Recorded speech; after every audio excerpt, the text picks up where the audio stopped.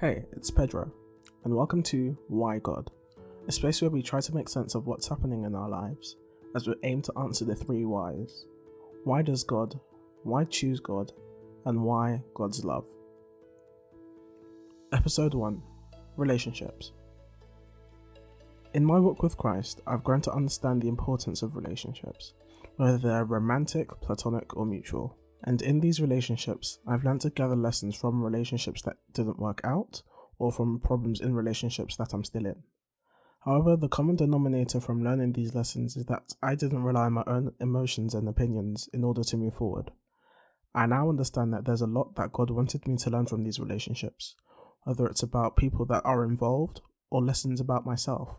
Yes, at the time, separation and loneliness from not having romantic relationships does hurt, and in the moment I may be upset and angry from altercations and friendships.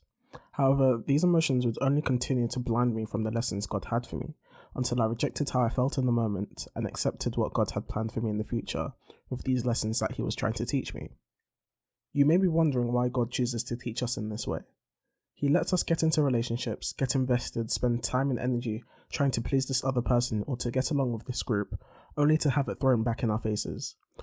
We're left cold, stunned, seemingly irreparable from what's happened to us, and the only thing we can utter from our lips is, why God? One of, if not the main thing that God wants with us is time. Time with us, and He wants us to spend time with Him.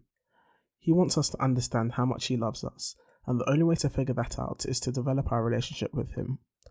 God's love is one of the most fascinating mysteries that I can name. From loving us no matter how sinful and barren our soul might be, it's near impossible for the human mind to comprehend it. But with Him wanting us, it requires us to not want other things.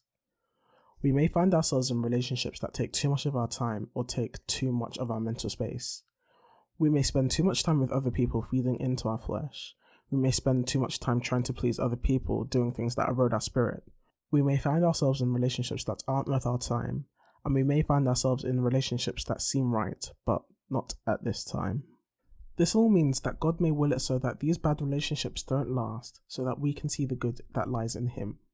What may feel right to us might not be right in the eyes of the Lord, and the Lord loves us time and time again. We may reject Him and choose to rely on our own feelings and understanding, time and time again. But God's mercy is capable of protecting us and drawing us to Him, as long as we are willing to seek Him sincerely. In Romans 8 verse 28, it says, "We know that for those who love God, all things work together for good, for those who are called according to His purpose." The important part in that verse is that for those who love God, all things work together for good. Now, in the same way how we wouldn't claim to love somebody who we've just met, it takes time for us to learn to love God. And this comes with forming a relationship with Him, as you would to someone you're interested in dating. As you get to know each other, you'll start to understand how the other person acts, what parts you're most attracted to, and what good they can bring out of you. But the difference with God is that He wants you to develop a relationship with Him for your sake. This way, you can see His love for you, which in fact makes it so that you fall in love with Him. And as Romans says, as we love God, we will start to see that all we've been through has been for good. All of the heartache, moments of loneliness and despair, has all been built up for something great. But in the same verse in Romans, it says something about being called, which is also required to understand that all things work for good, as well as loving God. I can assure you that all of us are called, and all of our callings may be different, but they are all for the same godly purpose. But this is something that can be discussed another time, but this also comes through developing a relationship with God. He helps us to realize what we are good at so that we can spread His word to others, so that they may come out of their bad relationships, just as we were, so that they can see the love of God. We learn to love God as He first loves us.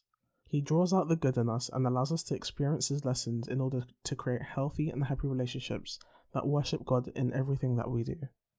So with that being said, I would like you to take this away with you. Every relationship that we go through can always be considered a blessing or a curse by our own understanding. But one thing's for certain is that God is always wanting to teach us because He loves us. God wants us to go to Him so that we don't have to face burdens of broken relationships by ourselves, because sin holds us in a deadly spiral, blinding us from experiencing what God has in store for us. God's light eliminates the darkness of sin and lets us face life's trials with an aura of optimism, knowing that He has always been there for us and will always be there for us. By praying, being sincere, and being earnest, ending a relationship could be the start of a relationship with him. With that being said, I'm Pedro, and thank you for listening.